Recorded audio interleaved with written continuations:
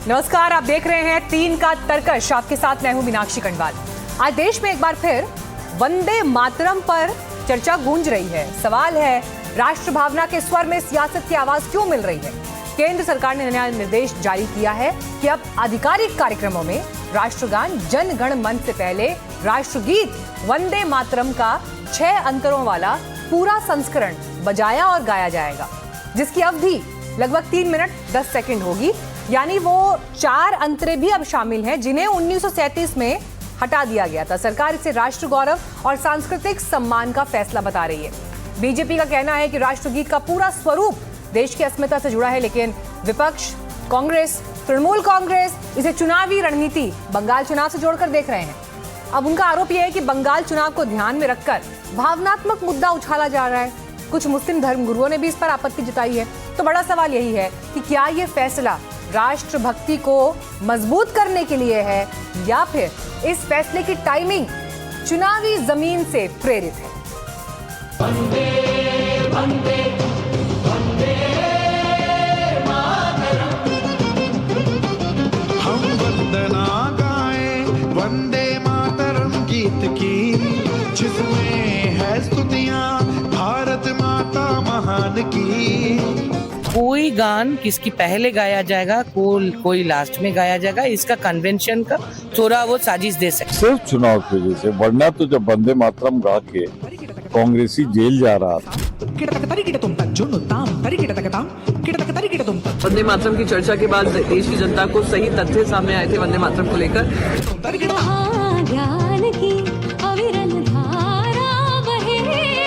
ये भारत की अस्मिता, भारत की पहचान, भारत की पुरानी परंपरागत परिपाटी का अनुपालन का एक सुनहरा अवसर है। और किसान की धरोहर है ये धरती वेद पुराणों की। वंदे वंदे वंदे वंदे मातरम।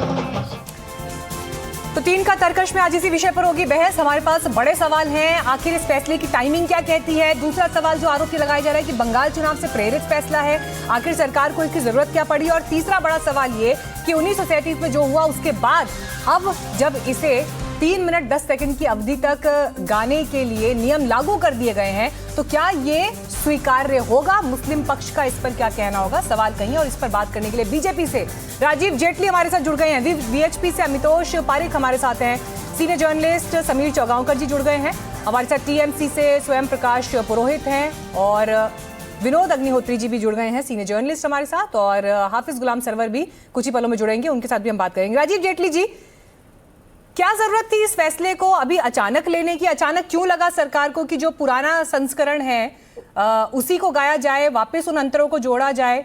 आरोप सीधे सीधे ये है कि बंगाल चुनाव में आपको भावनात्मक माइलेज लेना है, इसलिए आप लोगों ने ये फैसला लिया है। मीनाक्षी जी, अपने पैकेज में एक बड़ी अच्छी बात बोली। आपने कहा कि कुछ मुस्लिम पक्षों को इसके ऊपर एतराज होगा। अब मुस्लिम पक्ष कौन कौन से हमारे बीच में बैठे हैं ये देखने वाली बात है। अभी तो आपने डिबेट शुरू करी है, इसमें टीएमसी भी बैठे हैं, इसमें बाकी पार्टियां भी बैठी हैं। तो कौन से ऐसे लोग हैं जो इस विचारधारा के साथ चलते हैं कि जो इसका विरोध करने वाले हैं, उसी विरोध को आज हमारे साथ मिल करके इस डिबेट पे हमसे झगड़ेंगे उस बात को लेकर के।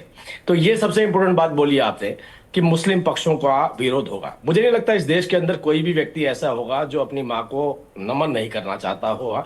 माँ मतलब हमारी धरती माँ को, हमारी भारत माँ को, कोई भी ऐसा नहीं होगा। और फिर भी कोई ऐसा है तो फिर देखिए, अब ये बहुत सीरियस इशू है। इसके ऊपर फिर जवाब हर उस राजनीतिक पार्टी से बनता है जो पार्टी ये कहती है कि इस देश के साथ हमारा प्रेम है, जो कहती है हम इस देश के प्रति वफादार हैं, जो इस देश से गद्दारी नहीं करते हैं। अगर वो गद्दारी ना करने की बात करते हैं तो एक गीत जो 3 मिनट के लिए गाया जाएगा, जैसा आपने बताया, जो सरकारी कार्यक्रमों में गाया भी जाता है। अभी भी अगर बहुत सारी सरकारों के अंदर आप जाकर देखेंगे तो हम वंदे मातरम गाने के बाद फिर हम राष्ट्रगान गाते हैं। लेकिन यहाँ पर इंपॉर्टेंट इशू यही है, जहां से आपने शुरुआत करी, कि विरोध कहां से आता है? बंगाल से आता है। तो आप सोचिए, टीएमसी, रविंद्रनाथ टैगोर जी, टीएमसी अपने ही जो प्रदेश के अंदर जिन लोगों ने देश के प्रति जिस तरह के गीत लिखे उनका विरोध करने के लिए खड़े होने वाली है। अगर ये विरोध बंगाल से आता है और आप कहते हैं इसको भावनात्मक रूप देने की कोशिश की जा रही है, तो हमारी तो देशी भावना के साथ चलता है, हमारा देशी भावना भी हमारे पास है, हमारे साथ जुड़ गए हैं। गुलाम सरवर जी, क्या परेशानी है गीत गाने में? नहीं, बिल्कुल परेशानी नहीं है गीत गाने में। मैं मूल रूप से बिहार का रहने वाला हूं। मैं आदरणीय भाजपा के प्रवक्ता और सभी पार्टियों के प्रवक्ता से ये जानना चाहता हूं, पूरे बिहार में हैंडपंप से जो पानी है वो पीने योग्य नहीं है।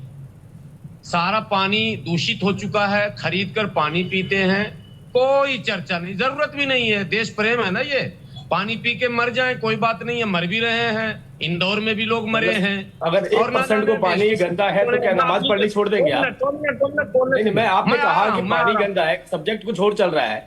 अगर पानी गंदा है तो क्या नमाज पढ़नी छोड़ देंगे आप?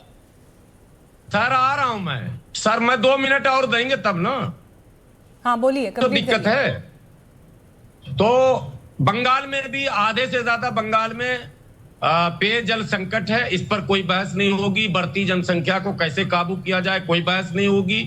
बहस भी होगी तो उसमें धर्म का एंगल डाला जाएगा। और जितनी समस्याएं हैं, चाहे वो चिकित्सा के जगत में हो, शिक्षा के जगत में हो, तमाम स्कूलों की जर्जर व्यवस्था हो, तमाम जो है छोटे उप स्वास्थ्य केंद्र जो है उसमें जानवर रह रहे हैं, उससे इनको कोई लेना देना नहीं है। इनका मसला है चुनाव आ गया है, नॉन इशू को किसी तरह इशू बनाओ। वंदे मातरम इशू है ही नहीं। चलिए, अब सरकार ने अगर फैसला ले लिया है, सरकार ने अगर ये फैसला ले लिया है तो इसका पालन होगा या नहीं होगा? सर मेरा सवाल ये है। ठीक है, ये आपने जो सवाल उठाए मैं बीजेपी से इस पर जवाब लूंगी, लेकिन अब सरकार ने अगर ये फैसला ले लिया है तो आप मानेंगे या नहीं मानेंगे? मेरा सवाल ये है। फैसला सरकार ने लिया है। 3 मिनट 10 सेकंड का वंदे मातरम, पूरा वंदे मातरम गाएंगे नहीं गाएंगे? कौन गाएंगे, कहां कहां गाएंगे बताइए? किस चौराहे पर गाना है? मेरी समस्या का समाधान ये कर रहे हैं। ठीक है, पूरा परिवार आ रहे हैं, जिस चौराहे पर बोलेंगे वहीं पर गाएंगे। स्वयं प्रकाश पुरोहित जी, सिर्फ गाएंगे और ठीक है, क्यों ऐसा कांग्रेस को, टीएमसी को क्यों लग रहा है ऐसा कि इसका बंगाल चुनाव से लेना देना है? ठीक है, सरकार ने एक फैसला लिया है तो उसमें बंगाल चुनाव से उसका कनेक्शन जोड़ने की क्या जरूरत है? नहीं, देखिए, बंगाल चुनाव से कनेक्शन इसलिए जोड़ा जाना चाहिए क्योंकि बंगाल में चुनाव है। और जिस तरह से पश्चिम बंगाल के चुनाव के अंदर में पिछले चुनाव में इन्होंने कवि गुरु रविंद्रनाथ टैगोर की तरह दाढ़ी बना ली थी। इस बार बंकिम चंद्र चट्टोपाध्याय के वंदे मातरम के बारे में ये बात कर रहे हैं। तो हमें देखिए, वंदे मातरम आरएसएस और भारतीय जनता पार्टी वालों ने कब नारा दिया था?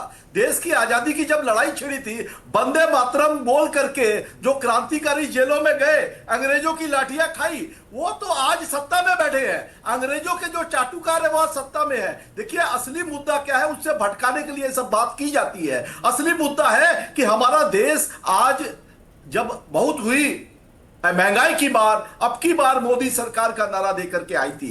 बहुत हुआ करप्शन, इंडिया अगेंस्ट करप्शन, और आज करप्शन में हम जो 84-85 नंबर पे थे 2014 में, आज मोदी जी के सरकार में जहां नोटबंदी भी इन्होंने कर दी कि करप्शन पे काला एक तो डंडा मारा गया है, उसके बावजूद भी 91 नंबर पर है। विश्व में पश्चिम बंगाल के स्कूल, मुझे बताइए, पश्चिम बंगाल में ममता दीदी स्कूलों में इंप्लीमेंट करने देंगी नहीं करने देंगी? क्योंकि वो तो केंद्र की योजनाओं को लागू नहीं होने देती हैं पश्चिम बंगाल में। पश्चिम बंगाल के स्कूल में गाया जाएगा नहीं गाया जाए, और अगर नहीं गाया जाएगा तो आपत्ति क्या है, मुझे ये बताइए। चलिए, सरकार पर जो आपने सवाल करे थे, ठीक है, मैं उसका सवाल पूछूंगी। वंदे मातरम से हमें आपत्ति नहीं है, हम तो अपना भाषण। आप कंफर्म कर रहे हैं कि पश्चिम बंगाल में दीदी के राज में, पश्चिम बंगाल में दीदी के राज में स्कूल्स में गाया जाएगा? सर नहीं, ये पूरी किताब आनंद मठ का, अरे पुरोहित साहब, ठीक है, आप मुझे ये बताइए, आनंद मठ जिसमें ये, अगर ये पूरी किताब, अरे पुरोहित साहब पूरा देश इतिहास जानता है। सर मुझे आप आज की बात बताइए, मुझे ये बताइए, ममता दीदी के राज में आप इतिहास सुनिए। आप क्या जो मनीषिया है जिन्होंने इसको पारित किया, उस कमेटी में श्यामा प्रसाद मुखर्जी भी थे, तो क्या ये उनकी ये वो बता रहे हैं कि Shyama Prasad Mukherjee was not competent? ठीक है, पुरोहित साहब, स्वयं प्रकाश पुरोहित जी, सर सवाल सुन लीजिए, बहुत हाइपर हो गए सर आप सवाल सुन लीजिए प्लीज। सर आप पैनल में है ना, तो जरा थोड़ा समझिए सर, सवालों के जवाब देने के लिए बुलाया है यहाँ पर। आपने जो सवाल पूछे उस पर बीजेपी के प्रवक्ता जवाब देंगे। सर मेरा सवाल तो सुन लीजिए, मैं आपसे ये पूछ रही हूँ, पश्चिम बंगाल में क्या स्कूल्स में, सरकारी कार्यक्रमों में केंद्र सरकार के इस फैसले का इंप्लीमेंटेशन होगा दीदी के राज में? मेरा ये सवाल है आपसे, मुझे हाँ या ना में एक लाइन में सर क्लियर जवाब दीजिए, क्लियर जवाब दीजिए, बताइए। जवाब है, वंदे मातरम से तृणमूल कांग्रेस के किसी भी कर्मी को कोई आपत्ति नहीं है। हम बोलते हैं, मगर नमस्ते सदा वसले बोलने वालों को आपत्ति रही है वंदे मातरम से। ठीक है, राजीव जेटली जी, जनमनगन से। ओके सर, ठीक है, अब आपका ही सवाल पूछ रही हूँ राजीव जेटली जी। अब बड़ा सवाल यहाँ पर यह है सर, आज की तारीख में, ठीक है, स्वयं प्रकाश पुरोहित जो कह रहे हैं या हाफिज गुलाम सरवर ने जो बात की, सर देश की राजधानी दिल्ली का AQI क्या है मुझे लगता है मुझे बताने की जरूरत नहीं है।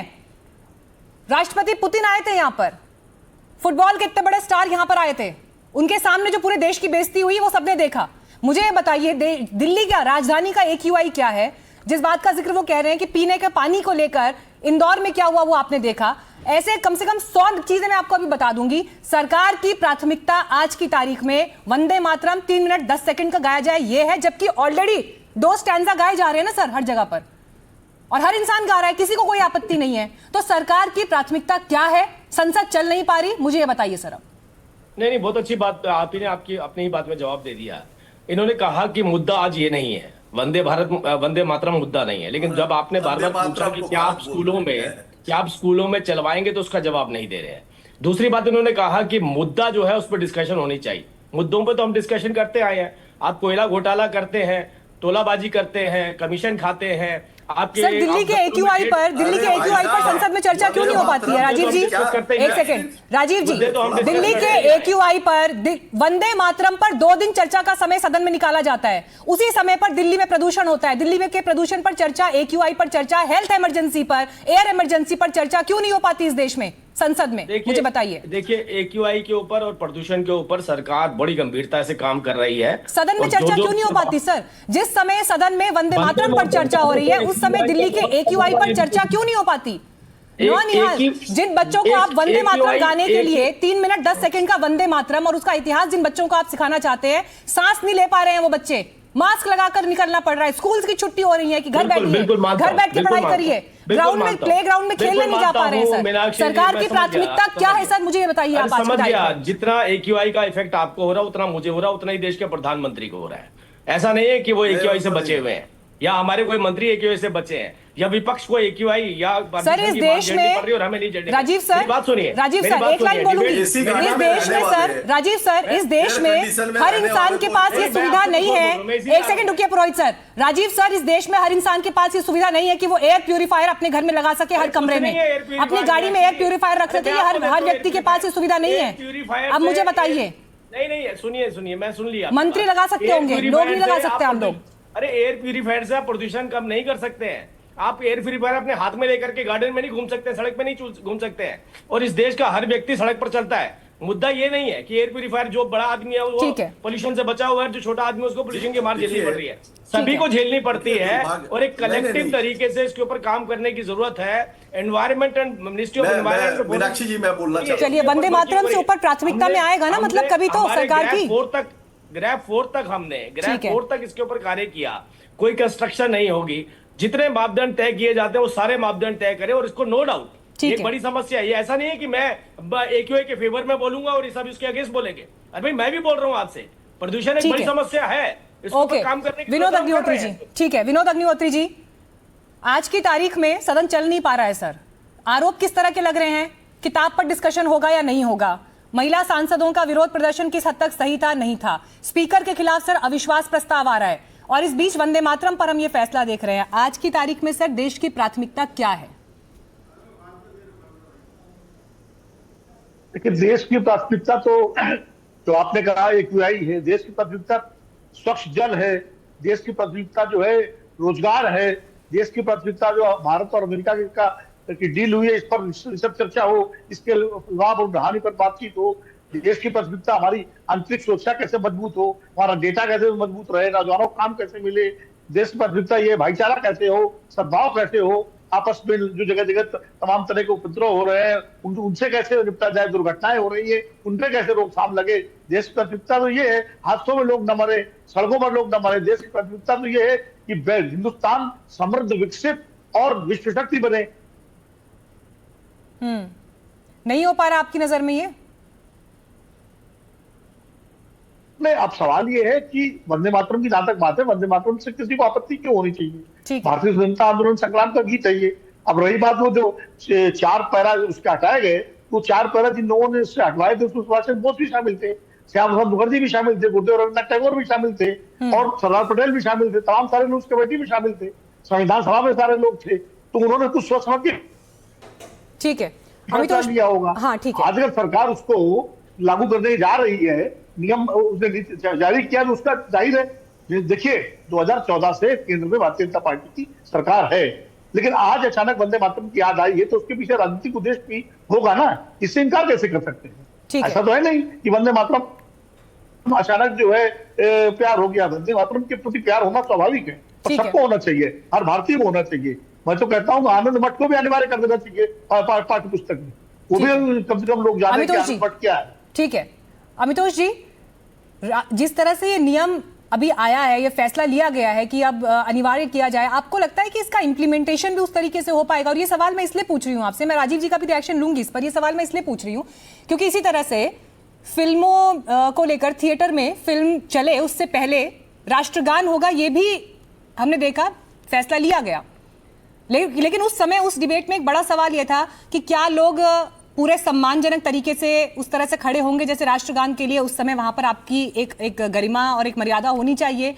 फिल्म का कंटेंट क्या है, उसका यू सर्टिफिकेट है, ए सर्टिफिकेट है, लेकिन उस समय भी क्या राष्ट्रगान को वो सम्मान और वो तवज्जो दी जाएगी? और इसे लेकर बड़ी चर्चा चली थी। आज की तारीख में मुझे लगता है बहुत से थिएटर्स ऐसे होंगे जहां शायद नहीं भी चलता होगा। कितना गंभीर सरकार है इस फैसले को लेकर, इसके इम्प्लीमेंटेशन को लेकर? जी मीनाक्षी जी, देखिए जब हम राष्ट्रहित की बात करते हैं, when we talk of patriotism, तो वो कभी भी एक पीनल प्रोविजन के साथ नहीं आता। आप किसी से फोर्सफुली पैट्रियोटिज्म नहीं ले सकते, you can not have a push patriotism for anyone. लेकिन वो एक article 51A of fundamental duties Bharat के संविधान में होता है कि आपको आपके देश के प्रति एक संवैधानिक तौर से आपकी एक नागरिकता है, आपका एक बिलीफ और आपका एक फेथ है जिसको आपको फॉलो करना चाहिए। तो fundamental duties are not being considered as a fundamental right. Sir, आप अपनी बात कंप्लीट कीजिएगा, मेरे पास एक बड़ी खबर आ रही है, एक बड़ी खबर के लिए रोक रही हूँ आपको। राहुल गांधी के खिलाफ विशेषाधिकार हनन प्रस्ताव लाएगी सरकार, ये बड़ी खबर इस वक्त आ रही है। संसदीय कार्य मंत्री किरण रिजिजू ने इस बात की जानकारी दी कि हम राहुल गांधी के खिलाफ ये प्रस्ताव ला रहे हैं। सदन को गुमराह करने का आरोप है और राहुल गांधी पर बेबुनियाद बयान देने का आरोप है। सुनिए किरण रिजिजू ने क्या कहा। We are going to file a notice, privileged notice, against Sri Rahul Gandhi for misleading the House and also making baseless statement. There is a very clear-cut rules of procedure and conduct of business in the Lok Sabha and Rajya Sabha. When a member intends to make serious charges of allegation against another member, then you have to make a notice and also substantiate the allegation. So I have on the floor of the House requested Sri Rahul Gandhi ji to make necessary authentication of the those points he has made. Number one, Sri Rahul Gandhi has made useless and false allegation against the government, against the Prime Minister, saying that Prime Minister has sold India and Indian interest. On what basis? Secondly, he took the name of the senior minister Hardeep Singh Puri. He has made a serious allegation against Hardeep Singh Puri without giving any notice. ने सुना यहाँ पर संसदीय कार्य मंत्री ने कहा कि मंत्री हरदीप सिंह पुरी पर जिस तरह के आरोप राहुल गांधी ने लगाए हैं वो बेबुनियाद है, सदन को गुमराह करने का आरोप लगाया और विशेषाधिकार हनन प्रस्ताव राहुल गांधी के खिलाफ सरकार ला सकती है। ये बड़ी खबर इस वक्त आ रही है। एक रिएक्शन फटाफट समीर चौंगावकर जी इस खबर पर मैं आपका चाहती हूँ, उसके बाद फिर मैं अमितोष जी के पास जाऊंगी। राहुल गांधी की मुश्किल बढ़ने वाली है सर, विशेषाधिकार हनन प्रस्ताव का मतलब क्या है यहाँ पर? बिल्कुल निश्चित से मीनाक्षी जी, और राहुल गांधी ने जो आज लोकसभा में जो भाषण दिया वो पूरा भाषण में सुन रहा था और किरण रिजिजू बात को लेकर बार बार आपत्ति कर रहे थे कि जिस तरीके से आप एक मंत्री का नाम का इस्तेमाल कर रहे हैं, जिस तरीके से आप प्रधानमंत्री पर व्यक्तिगत आरोप लगा रहे हैं, जिस तरीके से आप एक उद्योगपति पर आरोप लगा रहे हैं, तो आपके पास डॉक्यूमेंट्री एविडेंस आपको देना पड़ेगा। आप तथ्य से बात कीजिए। राहुल गांधी ने सदन में कहा कि मेरे पास सारे सबूत है और मैं अभी सबूत दे सकता हूं। तो राहुल और जगदम्बिका पाल जो चेयर पर थे, चेयर ने कहा कि भाई आप किसी पे आरोप नहीं लगा सकते, लेकिन राहुल गांधी लगातार आरोप लगाते रहे। और अब जब किरण रिजिजू कह रहे हैं कि भाई विशेषाधिकार हनन का प्रस्ताव लेकर आ रहे हैं, तो राहुल गांधी को अब जो उन्होंने आरोप लगाए उसका डॉक्यूमेंट्री एविडेंस देना पड़ेगा, सबूत पेश करने पड़ेंगे। हरदीप पुरी पर आप इस तरह का आरोप लगा रहे हो मंत्री जी पर, और हरदीप पुरी अभी 4 बजे पत्रकार वार्ता लेने वाले भाजपा मुख्यालय में। मुझे लगता है वो सिलसिलेवार राहुल गांधी के आरोपों का जवाब देंगे।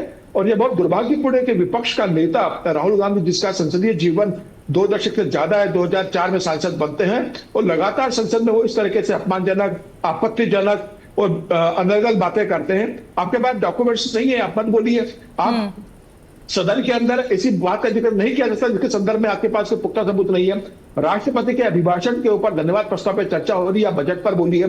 बजट पे आपने जो कहा सरकार उसको सुनने को तैयार है, पूरा सदन सुनेगा, लेकिन किसी बजट के आड़ में किसी के ऊपर व्यक्तिगत हमला कर देना, किसी तरह के आरोप लगा देना, मुझे लगता है ये शोभा नहीं देता। ठीक है, अगर आप ये कह रहे हो तो सरकार इसे गंभीरता से लेंगे। राहुल गांधी को मुझे लगता है स्वयं प्रकाश पुरोहित जी, ये बड़ी खबर संसद से आ रही है सर। राहुल गांधी जो विपक्ष के नेता हैं, उनके खिलाफ विशेषाधिकार हनन प्रस्ताव सरकार ला रही है। कितनी बड़ी मुश्किल में राहुल गांधी आपको फंसते हुए दिखाई दे रहे हैं, क्योंकि जब स्पीकर के खिलाफ अविश्वास प्रस्ताव आया तो टीएमसी ने उस पर हस्ताक्षर नहीं किए। क्या सोच रही है आपकी टॉप लीडरशिप इस वक्त? देखिए, डरने वाली जनता पर गीदड़ भी शासन कर लेता है। स्पीकर के खिलाफ अविश्वास प्रस्ताव का नोटिस अगर कांग्रेस पार्टी ने दिया तो हम उनके खिलाफ में नहीं थे। हमने कहा था कि नोटिस देने के पहले उनको एक संज्ञान में लेना जरूरी है कि हमारी क्या क्या मांगे हैं। वो लेटर देने की बात हमारे नेता अभिषेक बनर्जी ने की थी। दूसरी तरफ जिस तरह से इलेक्शन कमीशन ऑफ इंडिया के खिलाफ एक प्रस्ताव हमारी दल की तरफ से एक सभी विपक्षी पार्टियों की तरफ से दिया जा रहा है, उसके खिलाफ उसके बारे में बात होनी चाहिए थी कि आज जिस तरह से ईसीआई को लताड़ा गया है सुप्रीम कोर्ट में, कभी आधार कार्ड को नहीं मानेंगे, कभी उस बंगाल के साथ में बंगाल के 10वीं पास माध्यमिक के एग्जाम के सर्टिफिकेट को नहीं मानेंगे। जो मनमानी इनको करनी थी वो सारी इन्होंने की है। तो ये जिस तरह से एक डरा करके राजनीति करना चाहते हैं, केंद्र में जो सरकार बैठी है, पश्चिम बंगाल का रुपया रोक करके रखा है। ठीक है, राजीव जी इसका एक साथ जवाब देंगे। हाँ समीर, ठीक है, राजीव जी इसका जवाब देंगे, लेकिन अमितोष जी आप अपनी बात कंप्लीट करिए। वंदे मातरम के फैसले को लेकर थोपा जा सकता है फैसला क्या, अगर किसी के मन में नहीं है तो? अमितोष जी देखिए, सबसे पहली बात तो ये कोई थोपने वाली बात है। जितने भी मुसलमान भारत में रह रहे सब ये कहते हैं we are in India because of choice, not by force. अरे तो सुभाष चंद्र बोस से बड़ा कौन नेता हो गया इस देश में? सुभाष चंद्र बोस से बड़ा नेता कौन हो गया? अगर सुभाष चंद्र, अच्छा ठीक है, उनकी बात तो सुन लीजिए एक बार। इस वंदे मातरम को अप्रूवल दिया था। अरे पुरोहित साहब, आप उनकी बात सुन लीजिए ना, वो पहली बार बोल रहे हैं अभी। ठीक है, आप 2-3 बार बोल चुके हैं सर, अब उनको अपना वक्तव्य रखने दीजिए, फिर आप उसके बाद रिस्पॉन्ड करिएगा। अरे सुन लीजिए, ठीक है, बोलिए अमितोष जी, बोलिए। बड़ा कोई नेता है क्या? हाँ ठीक है, अब देखिए कि सुभाष चंद्र बोस से बड़ा नेता इस देश में आजाद भारत या गुलाम भारत में नहीं हुआ। और उनके एक सेकेंड स्वयं प्रकाश पुरोहित जी, ठीक है सर, आप अपना पॉइंट रख चुके हैं, अमितोष जी बोलेंगे अब। ठीक है, थैंक यू मीनाक्षी जी। देखिए, भारत के संविधान में फंडामेंटल ड्यूटीज है और वो आर्टिकल 51A की बात करती है। उसमें सबसे क्लॉज बी क्या बोलता है? To cherish and follow the noble ideas which inspired our national struggle for freedom. ये जो लिखा गया था ये नेशनल फ्रीडम के समय और फिर रेबेलियन के समय लिखा गया था 1770 में, जो बंगाल फेमाइन हुई थी उसके अगेंस्ट में लिखा गया था। आनंद मठ में आया, रविन्द्रनाथ टैगोर ने कोलकाता में गया। तो वंदे मातरम का रूट जो है वो बंगाल से तो आ रहा है, लेकिन दिक्कत है कि टीएमसी फॉलो करने वाली सरकार आज वंदे मातरम का अपोज कर रही है। क्या बात है, पॉलिटिक्स है या फिर रिक्वायरमेंट है? There can be no push secularism, there can be no push patriotism. आप भारत में रह रहे क्योंकि वो आपकी चॉइस है। वंदे मातरम कोई आपका हिंदू का गीत नहीं है। Vande Mataram is not a song which is sung by any particular धर्म और religion, it's a national song. लेकिन अमितोष जी इतिहास में जब इस पर बहस हुई तो देश के उस समय के जो बड़े लीडर्स थे, देश के उस समय की जिनके पास फैसले लेने की शक्ति थी, उन्होंने क्या तय किया कि इस गाने से अगर आजादी की लड़ाई में हिंदू और मुस्लिम में डिवाइड आता है और उससे स्वतंत्रता संग्राम अगर कमजोर पड़ता है तो हमारी प्राथमिकता यह है कि हम उस बाकी के स्टैंजा को हटा दें, लेकिन हिंदू मुसलमान के बीच में डिवाइड नहीं होना चाहिए। अगर मुस्लिम भाइयों को ये गाने में दिक्कत हो रही है, इसी आधार पर डिसीजन लिया गया ना सर, वो फैसला हुआ। अब हम देख रहे हैं कि अब जब सरकार कह रही है कि आप इसे 3 मिनट 10 सेकंड का गाइए, हम देख रहे हैं बंगाल में चुनाव है आगे, और इसे लेकर अभी तो मुस्लिम समाज की प्रतिक्रियाएं जब और एग्रेसिव वे में आएंगी सर, तो उसके बाद डिसीजन क्या होगा? डिवाइड तो फिर दिखाई देगा ना, बदला क्या है? मैं जवाब देता हूँ। वंदे मातरम का सबसे पहला अपोज वो तब नहीं हुआ जब उसको गाया गया कोलकाता में रविन्द्रनाथ टैगोर के द्वारा, उसको गाया गया, वो भी कांग्रेस सेशन ही था। बंगाल का इसका वंदे मातरम का सबसे पहला अपोज 1909 में और फिर बाद में मोहम्मद अली जिन्ना, उससे पहले उसका अपोज नहीं था। That means it's a political opposition, it's nothing has to do with the religion. क्यों? अगर मौलाना कलाम आजाद ने तो इसको कहीं नहीं अपोज, कहीं नहीं। शहादत दीन का इसको तो university of peace and universal peace की बात कही है, यूनिटी ऑफ रिलीजन की बात कही है, आपके इमाम बियात की बात की, फिरोज बख्त अहमद ने इसका सपोर्ट किया, मुस्लिम लीडर्स ने इसका सपोर्ट किया। That means it's a political opposition, it's not a religion opposition. दूसरी बात, इनको मीर कासिम से दिक्कत है इनको मीर बाकी से दिक्कत थी जिसके दाम पे बाबरिया हुमायूं कबीर बना रहा है उस मुर्शिदाबाद में। अरे क्या बात कर रहे हैं यार, 66% मुस्लिम पॉपुलेशन है, लेकिन उस 66 में 55% बिलो लिटरेसी रेट से कम मुसलमान वहां पर है। तो दैट मींस आप नेशनलिज्म के ऊपर अपोज करेंगे, फिर आप रेडिकलिज्म का सपोर्ट करेंगे, आप नेशनलिज्म का अपोज ठीक करेंगे। है राजीव जी, मेरे पास समय की बहुत कमी है, लेकिन क्योंकि बहुत सारे सवाल सरकार की तरफ आए, मैं बस आपको 10 सेकंड ही सर दे पाऊंगी, लेकिन एक क्लोजिंग रिमार्क अगर आप देना चाहें राजीव जी। नहीं, मैं तो एक ही बात कहूंगा कि देखिए, ये जितनी भी राजनीतिक पार्टियां हैं या हमारे देश में रहने वाले नागरिक हैं, अगर वो इस देश के हैं तो उन्हें पाकिस्तान, सऊदी अरेबिया, उनके कॉन्स्टिट्यूशन, उनके धर्म के हिसाब से इस देश के अंदर अपनी प्रथाओं और अपनी नीतियों को निर्धारित नहीं करना चाहिए। और दूसरी बात मैं आपको बोलूंगा कि राहुल गांधी जी से एक आग्रह जरूर रहेगा। मैं फिर से बताऊंगा, लगभग 4 से 5 लाख करोड़ रुपया प्रति मिनट हमारा संसद के अंदर खर्च हो रहा है। कृपया वो अपनी राजनीतिक सर्वाइवल के लिए हमारा पैसा देश की जनता का खर्च ना करवाए। एक आग्रह रहेगा उनसे, क्योंकि उन्होंने जिस तरीके के इल्जाम हमारे चलिए, अब तो सरकार ने बड़ा फैसला ले लिया है सर। विशेषाधिकार हनन प्रस्ताव ये अपने आप में एक बड़ा कदम है सरकार की तरफ से। नजर हमारी इस खबर पर भी बनी रहेगी। आप सभी का चर्चा में जुड़ने के लिए धन्यवाद। वक्त की कमी थी तो इसलिए मैं यहाँ एक ब्रेक के लिए रुक रही हूँ। फौरन लौटेंगे और खबरों के साथ। आप देखते रहिए NDTV इंडिया।